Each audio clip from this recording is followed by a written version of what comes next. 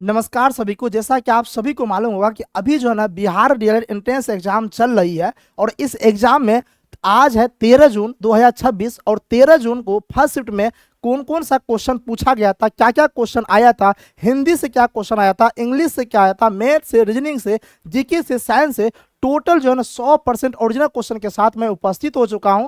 इस वीडियो में हम लोग जो है ना 13 जून फर्स्ट शिफ्ट का जो है ना क्वेश्चन का एनालिसिस करेंगे, एक एक पॉइंट को समझेंगे कहां से क्वेश्चन आ रहा है और जो भी ओरिजिनल क्वेश्चन है उसका हम लोग आंसर जानने का प्रयास करेंगे। जिसका भी आज एग्जाम हुआ था वो अपना आंसर मिला ले और जिसका एग्जाम नहीं हुआ था वो इन सभी क्वेश्चन को याद कर ले और इस सभी टॉपिक को आप लोग पढ़ के जरूर चले जाइएगा। जैसा कि बात किया जाएगा साइंस से जो क्वेश्चन आया था, साइंस से एक क्वेश्चन पूछा गया था। साइंस का क्वेश्चन इजी नहीं था, अगर बात किया जाए moderate to high level question था और आप खुद देख सकते हैं साइंस का क्वेश्चन क्या था। एक पूछा था धोबन सोडा का सूत्र क्या होता है, तो बात किया जाए Na2CO3 इंटू 10H2 होता है, इसका राइट आंसर हो जाएगा। और देखिए जिन्होंने भेजा ना उन्होंने खुद जो है ना इसका आंसर करके ही भेज दिया। ये सारा कुछ जो है ना गूगल पर से आंसर किए होंगे और मैंने चेक किया तो सही था। और बात किया जाए ये पूरा का पूरा आंसर करके ही भेज दिया और बहुत बढ़िया तरीके से सेंड किया। यहाँ पे एक बात देखिए, ये क्वेश्चन जो है ना हम साइंस का जब वन शॉट करवा रहे थे तो इसी क्वेश्चन का आंसर बोले थे कमेंट करने के लिए। आप देखिए ये क्वेश्चन पूछा कि नहीं, लेकिन हाँ ये क्वेश्चन देखा जाए तो एक लेवल का क्वेश्चन पूछा। जैसे क्वेश्चन देखिए, क्वेश्चन कहता है copper sulphate, ferrous sulphate, gypsum और धोने वाले सोडे में से किस में जल की संख्या कम है। अब देखिए इस क्वेश्चन को बनाने के लिए आपको सबका फॉर्मूला याद होना जरूरी है। जब तक सबका फॉर्मूला याद नहीं रहेगा तब तक आप इसका आंसर दे ही नहीं पाइएगा, क्योंकि देखिए कॉपर सल्फेट का फॉर्मूला होता है CuSO4 इंटू 5H2। इसमें जो जल होता है वो होता है 5, ठीक।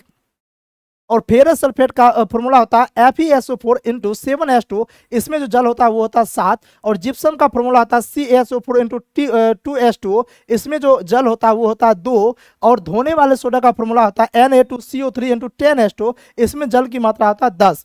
अब कहता है कि सबसे कम जल की संख्या सबसे कम किसमें है, तो देखिए इसमें है 5, इसमें है 7, इसमें है 2, इसमें है 10। तो सबसे कम किसमें है, जिप्सम। इसलिए इसका राइट आंसर क्या हो जाएगा, जिप्सम हो जाएगा, क्योंकि CaSO4 इंटू 2H2 होता है। इसमें जल की H2 किसका होता है, जल का सूत्र होता है। इसलिए बात किया जाएगा इसमें जल कितना है, तो जल का 2 अणु है, इसलिए सबसे कम जिप्सम होगा। राइट आंसर जिप्सम ही हो जाएगा। Next question.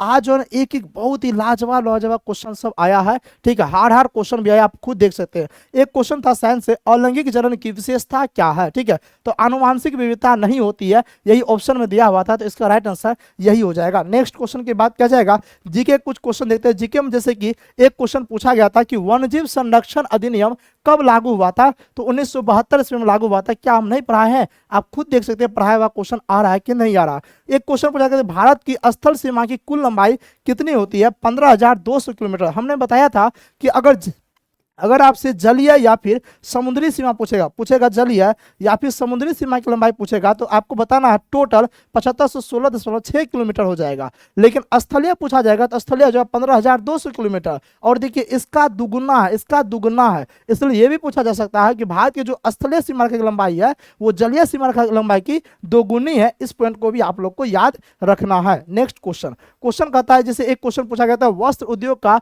भारत के जीडीपी में कितना प्रतिशत योगदान है। ये अगर कहा जाए तो एक करंट से रिलेटेड क्वेश्चन पूछा है, जब करंट से क्वेश्चन पूछता नहीं है डीएलएड। अब की बार एक हम क्या बोले, कुछ क्वेश्चन ये जानबूझ के आउट ऑफ सिलेबस पूछेगा, जानबूझ के। अब बताओ करंट कौन पढ़ के जाएगा डीएलएड में जब करंट से क्वेश्चन आता ही नहीं, ठीक है। तो बात है कितना 2% हो जाएगा, इसका राइट आंसर हो जाएगा। नेक्स्ट क्वेश्चन की बात किया जाएगा, एक था कि चुआर विद्रोह कब हुआ था। देखिए चुआर विद्रोह के बारे में आपकी बुक में एग्जैक्ट अगर बात किया जाएगा तो इसमें नहीं दिया हुआ, ठीक है। लेकिन यहाँ पे ऑप्शन में था 1771, 1772, 1871, 1872, इस टाइप का जो ऑप्शन में दिया हुआ था। तो चुआर विद्रोह की बात किया जाए ऑप्शन कौन सा देखा जाए तो 1771 इसका राइट आंसर है, क्योंकि प्रारंभिक जो स्टार्ट हुआ था ना वो 1771 के आसपास ही स्टार्ट हुआ था, इसलिए 1771 इसका एग्जैक्ट राइट आंसर हो जाएगा। अगर ऑप्शन में ये रहेगा तब 1771 इसका एग्जैक्ट राइट आंसर हो जाएगा। और जान लीजिए जनजातीय विद्रोह पूरा पढ़ के जाना है टॉपिक को, वहां से क्वेश्चन आता ही आता है, हर शिफ्ट में यहाँ से क्वेश्चन देखने को मिल रहा है। Next question. एक क्वेश्चन पूछा गया था संयुक्त राष्ट्र संघ में महासचिव का चुनाव कौन सा प्रमुख अंग करता है, तो बात किया जाएगा सुरक्षा परिषद की सिफारिश पर महासभा द्वारा नियुक्त किया जाता है। इसका राइट आंसर यही हो जाएगा। अगर आपको वीडियो अच्छा लग रहा है, आपको लग रहा है कि मैं आपके लिए मेहनत कर रहा हूं और आप लोग भी क्वेश्चन सेंड करते जाते हैं और हम उसका एनालिसिस कराते जाते हैं, वो भी 100% ऑथेंटिक क्वेश्चन के साथ, तो आप लोग इस वीडियो को लाइक कीजिएगा और जितना हो सकता है शेयर कीजिएगा। और चैनल पर पहली बार है तो अभी मौर्या सर यूट्यूब चैनल को सब्सक्राइब करके आप हमें सपोर्ट जरूर कीजिएगा, ताकि हमें भी मोटिवेशन मिले और मैं भी दिन रात इसी तरह से आप लोग के लिए जो है ना मेहनत करता रहूं। ठीक है, नेक्स्ट एक क्वेश्चन पूछा गया था, मुसोलिनी का संबंध किनसे था। ठीक है, अगर बात किया जाएगा ये क्वेश्चन जो है ना यहाँ पे आप देख सकते हैं, क्वेश्चन पूछा गया था कि मुसोलिनी का संबंध किनसे था, तो फांसीवाद से। हिटलर का संबंध नाजीवाद से, मुसोलिनी का संबंध फांसीवाद से था। एक क्वेश्चन था कि हिमालयन युग क्या है। देखिए हिमालयन युग के बारे में बात किया जाएगा, आप ज्योग्राफी में जाकर देखिएगा, हमने पढ़ाया था लेकिन वहां पे सिर्फ मैंने लेक्चर दिया था। हिमालयन युग की बात किया जाएगा तो इससे जो है ना क्या होता है कि टेक्सोल प्राप्त किया जाता है, और टेक्सोल क्या है, कैंसर की दवा है। आप याद कीजिए, आप जाके देखिएगा, मेरा चैप्टर वाइज जो हम क्वेश्चन करवाए थे सेम टू सेम, या फिर पीवाईक्यू करवाते आप जाके देखिए सेम टू सेम क्वेश्चन होगा, कि लंबा चौड़ा क्वेश्चन होगा। एक हिमालयन यू है जो कि अगर बात किया जाए, क्योंकि ये पूछा हुआ क्वेश्चन है, एक हिमालयन यू है जो कि अगर बात करें कैंसर की दवा के लिए उपयोग किया जाता है, और वहां पे एक वर्ड होगा टेक्सोल। पूरा लंबा चौड़ा क्वेश्चन होगा, लंबा चौड़ा क्वेश्चन के अगर बात किया जाएगा वहां पे एक बीच में होगा टेक्सोल, और हम बोले थे कि जैसे टेक्सोल दिखेगा कैंसर के इलाज आपको टिक कर देना है। अगर होगा टेक्सोल तो आपको कैंसर की दवा टिक करना था, अगर कैंसर की दवा होगा तो टेक्सोल टिक करना था। और वहां सेक्रेट मंत्र भी बताए थे कि जैसे वहां टेक्सोल दिखेगा समझना कि कैंसर की दवा के बारे में ही बात किया जा रहा है। ठीक है, यहां से मलेरिया के बारे में पूछा जा सकता है कि मलेरिया की जो दवा बनती है वो किससे बनती है, कुनेन से। किससे, कुनेन से। और कुनेन जो है ना, मतलब मलेरिया की दवा कुनेन है, और कुनेन किससे बनता है, सिनकोना की छाल से। किससे बनता है, सिनकोना की छाल से। इस बात को भी याद लीजिएगा। अब कहिएगा सर जी ये क्वेश्चन हम कहाँ पढ़ाए, आप जाइएगा ज्योग्राफी में चले जाइएगा। ठीक है, पीवाईक्यू या फिर एमसीक्यू में जाइएगा, ये question direct same to same, ये तो हमको लगता है थोड़ा बहुत लिखे हैं, लेकिन अगर बात किया जाए वो पूरा का पूरा जो है ना वहाँ पे करवाया गया। ठीक है, और अगर बात किया जाएगा और भी क्वेश्चन सेंड किए हैं, आप यहाँ पे देख सकते हैं। अब इसके बाद जो है ना ये 13 जून 2026 का फर्स्ट का क्वेश्चन है। अब इसके बाद हम लोग हिंदी क्वेश्चन देखते हैं, क्योंकि हिंदी का भी उन्होंने सेंड किया, जो भी क्वेश्चन याद था उन्होंने सारा क्वेश्चन सेंड किया। ठीक है, एक क्वेश्चन पूछा था विग्रह का विलोम क्या होता है, तो अनुग्रह। विग्रह का विलोम क्या होगा, अनुग्रह, यानी कि विलोम शब्द से भी क्वेश्चन आ रहा है। एक क्वेश्चन था परमानंद में कौन सा समास है, तो परमानंद में बात किया जाए कर्मधारय समास हो जाएगा। एक क्वेश्चन था धनहीन में कौन सा समास है, तत्पुरुष समास हो जाएगा। मैंने आपको बताया जिसका एग्जाम नहीं हुआ अभी भी बोल रहे हैं, समास पढ़ के जाना है, आगे के 2-3 दिन समास आते रहेगा। कल भी बोले थे, परसों भी बोले थे, और देखिए समास क्वेश्चन आया कि नहीं आया। और एक क्वेश्चन था एक शब्द के अनेक अर्थ होने पर कौन सा अलंकार होता है, तो श्लेष अलंकार। कौन सा, श्लेष अलंकार। और बात किया जाए श्लेष अलंकार से इस शिफ्ट में लगभग 5 क्वेश्चन पूछा गया था। ठीक है, क्योंकि आप अभी आपको बताएंगे, जस्ट इन्होंने ही लिख के बताया। ठीक है, एक क्वेश्चन था क्वेश्चन मिसिंग से इस टाइप का क्वेश्चन आया था। एक था श्लेष अलंकार किस शब्द शक्ति में होता है, कमेंट में बताइएगा। एक क्वेश्चन था छत के कोने पर बैठा व्यक्ति पागल है, इसमें कौन सा पदबंध है, और इसमें रेखांकित नहीं किया गया, जबकि रेखांकित करना चाहिए था, नहीं किया गया था। तो कौन सा जो पदबंध है, संज्ञा पदबंध हो जाएगा इसका राइट आंसर। एक क्वेश्चन था 26 मात्रा किस छंद में होती है, तो गीतिका छंद में होती है, इसको याद कर लीजिएगा। एक क्वेश्चन था वीर यानी कि अल्लाह किस प्रकार का छंद है, यानी कि अल्लाह जो है ना ये किस प्रकार का छंद है, तो मासिक के सम छंद है, इस बात को याद कर लीजिएगा। इसलिए आपको एक बात क्या पता चला कि सर छंद से क्वेश्चन आ रहा है, पदबंध से क्वेश्चन आ रहा है, रस से आ रहा है, अलंकार से आ रहा है, सबसे ज्यादा समास से आ रहा है, इन सब टॉपिक से बहुत ज्यादा क्वेश्चन आ रहा है। अगर आप इस सभी टॉपिक को भी पढ़ के चले जाते हैं तो आप इतना आप विश्वास रखिए कि हिंदी में 25 में से 17-18 क्वेश्चन आप सही कर लीजिए। ठीक है, और बात किया जाएगा, इन्होंने लिखा कि एक क्वेश्चन था संयुक्त वाक्य और मिश्र वाक्य से प्रश्न पूछा गया था। ठीक है, संयुक्त वाक्य और मिश्र वाक्य से भी ये प्रश्न पूछा गया था। अच्छा, ये क्वेश्चन भेजा किसने, आप यहाँ पे देख सकते हैं, क्योंकि इनका थोड़ा सम्मान होना जरूरी है। मिस्टर अमीर जी ने इन्होंने सेंड किया था, क्योंकि बहुत ही बढ़िया तरीके से क्वेश्चन सेंड किया, और बहुत ज़्यादा क्वेश्चन अभी तक में सेंड करने वाले यही रहे, तहे दिल से इनको धन्यवाद। ठीक है, और आप लोग भी क्वेश्चन सेंड कर सकते हैं। ठीक है, अब नेक्स्ट क्वेश्चन देखते हैं। क्वेश्चन क्या कहता है, कहता है अलंकार से जो ना 5 प्रश्न आए थे। इन्होंने क्या कहा, इन्होंने कहा कि सर अलंकार से 5 प्रश्न आए थे। तो इतना तो आपको कंफर्म हो गया, कल भी बताया था अलंकार से 5 प्रश्न। सभी स्टूडेंट बोले सर अलंकार से 5 से 6 क्वेश्चन, ये हर साल आता है, ऐसा नहीं कि नया वाली बात है।